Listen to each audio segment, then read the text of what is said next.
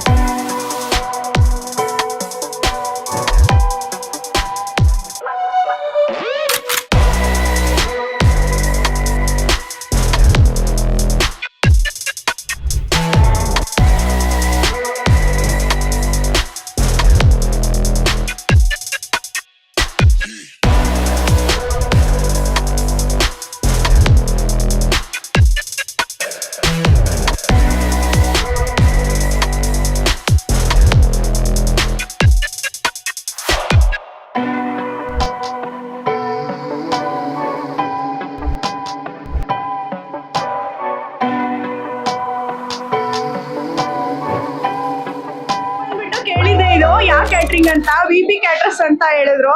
But ತುಂಬಾ ಚೆನ್ನಾಗಿದೆ. Food ಅಂತೂ ಅಲ್ಟಿಮೇಟ್ ಆಗಿದೆ. ತುಂಬಾ ಕ್ಲೀನ್ ಅಂಡ್ ಹೈಜಿನಿಕ್ ಆಗಿದೆ. ಎಲ್ಲದಕ್ಕಿಂತ ತುಂಬಾ ಇಷ್ಟ ಆಗಿದ್ದು ಅಂದ್ರೆ ಚಟ್ನಿ ಪುಡಿ ರೈಸ್.